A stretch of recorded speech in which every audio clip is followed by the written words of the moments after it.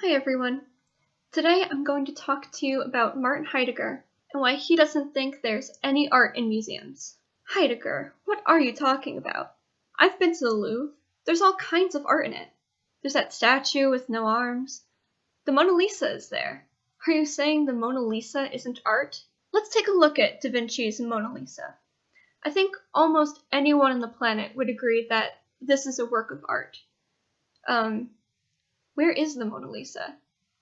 Do you see it all the way over there, past all those people, the waving cell phones? That's the problem. In the Louvre, it's crowded, it's noisy, there's probably a baby screaming somewhere in the background. Apparently nowadays there's a queue, and you have exactly 30 seconds to take in what's thought to be the most famous, the most beautiful, and the most enigmatic artwork in the world.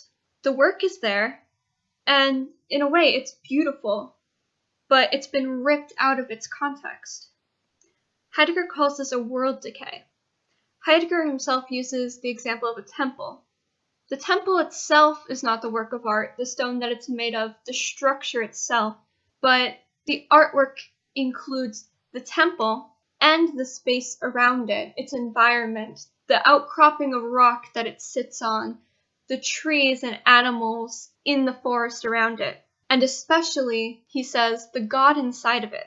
Really, the revealing of the world in the artwork is not about the physical artwork at all. The artwork is a medium. The paints on the Mona Lisa, the stone of the temple, those are mediums for the works, for the worlds that they're unconcealing. And that world, now unconcealed, reveals to us a Dasein. By Dasein, of course, what we mean is the care for our own being as an issue. That we're attuned to the meaning of things because that meaning reflects on our lives.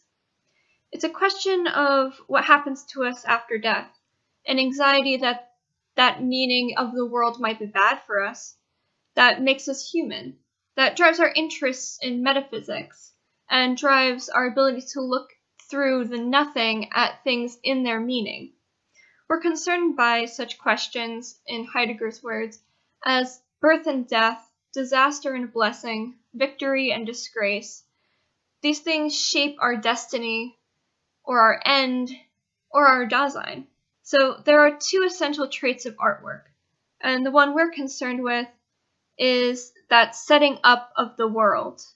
What he means by that revelation or unconcealing of the world is not fantasy, like being led into a whole new world in a fantasy novel. He uses the phrase, on the path we must follow here, the essence of the world can only be indicated. I really like that metaphor.